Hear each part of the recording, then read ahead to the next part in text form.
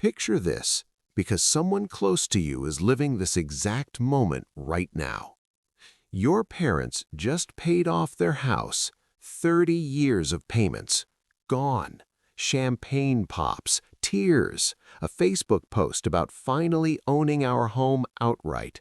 Friends congratulate them. The deed arrives in the mail and gets framed like a diploma. They feel successful. They feel safe. They feel rich. But here's the uncomfortable truth no one says out loud. Paying off that house might be one of the worst financial decisions they ever made. Not emotionally, not culturally, mathematically. That $200,000 they poured into killing the mortgage didn't buy freedom. It locked their money inside drywall, wiring, and plumbing, assets that generate exactly $0 a month, while taxes, insurance, and maintenance keep charging rent forever. What if the smartest move was never paying off your house at all? I'm Kyle. I spend an unhealthy amount of time thinking about the invisible math that separates people who feel wealthy from people who actually are. And if you've been taught that owning your home free and clear is the finish line, or you're aggressively paying down your mortgage thinking you're winning, this video is going to mess with you, in a good way. Because we're not talking about interest rates today.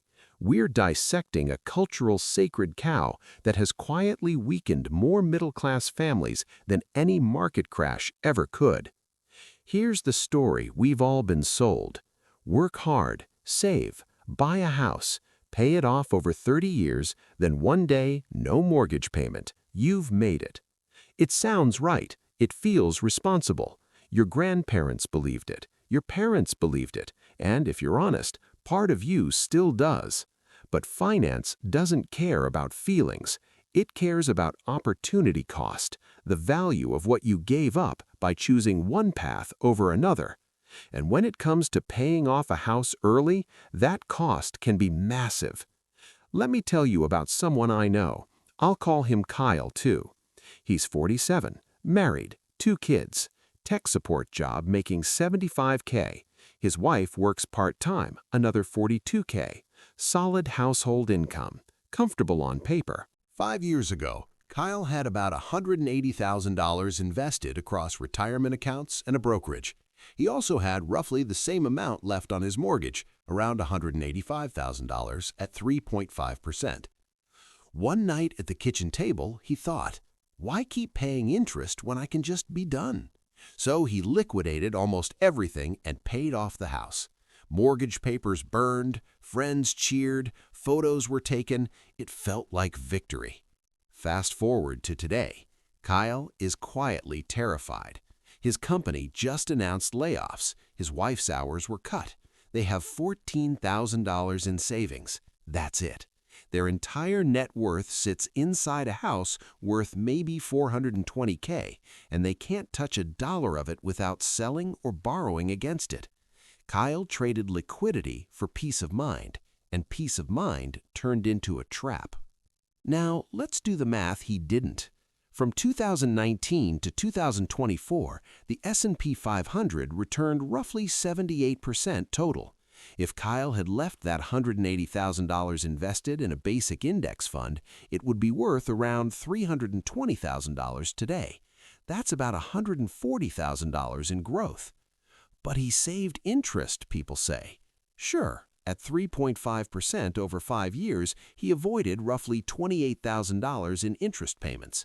After tax deductions, maybe $20,000 net. So he gave up $140,000 to save $20,000. That's not conservative. That's a 6-figure mistake. And the damage isn't just financial, it's psychological. When you have liquid investments, you have options. Job loss? Covered. Medical issue? Manageable. Opportunity shows up? You can move. But when that money is trapped in a house, you own a beautiful prison. You can't eat countertops. You can't pay bills with bathroom tiles. Property taxes still show up, roofs still fail, HVAC systems still die. And now, without escrow, you're manually saving for expenses most people underestimate. It gets worse. Because on the outside, everyone thinks you're rich. No mortgage, you're doing great. So the social pressure starts to help, to lend, to pick up the check. You look wealthy, but you're cash poor. That's the paradox of the paid-off house. Your net worth goes up, your resilience goes down. And in a real emergency, the market doesn't care about net worth. It only cares about liquidity. So why does this advice still exist? Because it made sense once. The obsession with owning your home outright comes from the Great Depression. Back then, debt really was danger. Banks failed, mortgages were unstable, there was no safety net. Losing a job meant losing everything. In 1935, paying off debt was survival. In 2025, the world is different. We have fixed-rate mortgages the bank can't change, FDIC-insured accounts, bankruptcy protections, social safety nets, and, most importantly, investment vehicles that reliably outperform mortgage rates over time. The advice never updated, the math did. And that gap is where people quietly sabotage their future while believing they're being responsible. The modern financial system doesn't punish debt, it punishes stupid debt. A low fixed-rate mortgage in a world where long-term investments average 8 to 10% isn't a burden, it's leverage. Borrowing at 3% while your capital earns 8% is arbitrage. That spread is how wealth compounds quietly. This is how people with real money think. But here's the psychological trap. Banks and advisors understand something most people don't. Humans are emotional about debt. The relief of being debt-free feels so powerful that people willingly make terrible mathematical decisions just to experience it.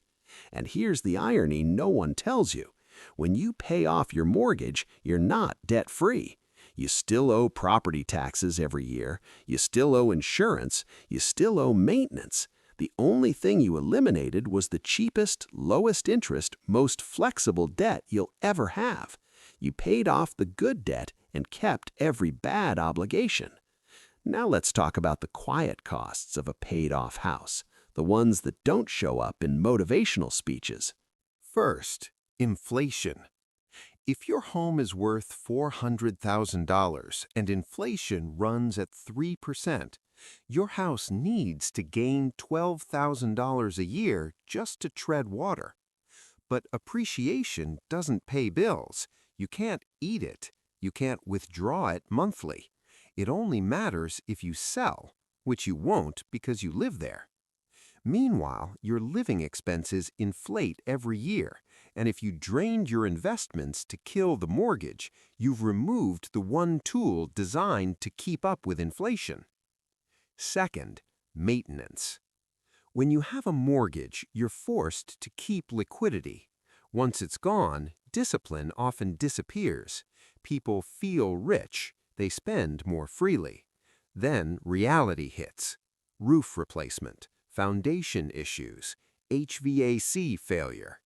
5-figure problems, zero liquidity. So what happens? They borrow again, either through home equity loans at worse rates or credit cards at 18%. They didn't eliminate debt, they upgraded it into something far more dangerous. Third, flexibility. Life changes fast. New job, family emergency, divorce, a neighborhood that declines. A paid-off house makes movement slow and expensive. Selling takes months. Equity traps you geographically. Liquidity gives you options. Net worth doesn't. Equity is numbers on paper. Liquidity is freedom in real life. So how should you think about a mortgage? Here's the answer that feels wrong but works. Your mortgage is a tool, not a moral failure, not a weight to escape. For most people, the optimal strategy is keeping the mortgage and investing aggressively alongside it. Let's make it simple. Say you have an extra $2,000 a month. Option A, throw it at the mortgage.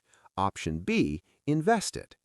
If your mortgage rate is 3.5% and your after-tax cost is closer to 2.7%, while your investments earn 8%, you're creating a 5% plus spread every year. Over 15 years, that difference isn't small. Extra payments give you a paid-off house and no assets. Investing gives you hundreds of thousands of dollars in liquid capital. At a conservative withdrawal rate, that portfolio could pay the mortgage for you. That's real freedom. But the peace of mind of being debt-free matters. Let me reframe that. Which scenario is actually calmer? A paid-off house and $8,000 in the bank, or a mortgage plus $500,000 in investments producing income? One bad month separates those lives. Debt-free doesn't mean stress-free. Liquidity does. Now, honesty matters here. There are situations where paying off the house early makes sense. Very high mortgage rates with no refinance option. Being close to retirement and intentionally lowering fixed expenses. Clearing high-interest consumer debt first, and genuine mental health stress tied to debt. But those are exceptions, not defaults. The people who should not rush to pay off their house are under 50, locked into low fixed rates, and still building their investment base. For them, every extra dollar belongs in assets, not drywall. Here's the real takeaway. A paid-off house is a symbol: security, success, stability. But symbols don't pay medical bills. Symbols don't replace income. Symbols don't buy time.